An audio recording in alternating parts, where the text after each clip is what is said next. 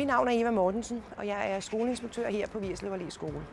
Det er en meget smuk skole, som stærkt nærmer sig 100-årsjubilæet.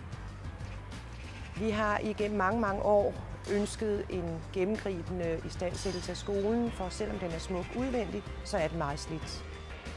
I 2006 så det ud som om, at nu begyndte der at ske noget, og i år er der endelig gået i gang.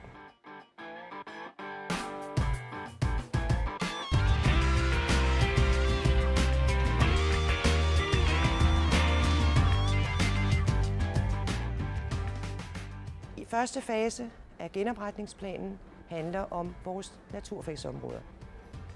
Naturfagsområder, som kommer til at rumme et stort fysiklokale, et auditorie, et multirum, som kan bruges både til biologi, geografi og et naturteknikområde med et vådområde, hvor der ovenikøbet bliver en trappe ned til et af de områder på skolen, vi er rigtig glade for, nemlig vores Pilehaven, som er et udvendigt naturteknikområde.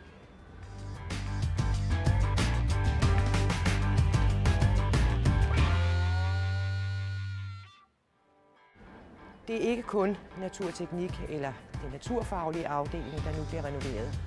Det drejer sig også om nogle meget nedslidte omklædningsrum til idræt, drenge- og pigeidræt, hvor man er i fuld gang med at lave tidsvarende badefaciliteter. Klasselokalerne på en ny belysning, ny loftbelysning.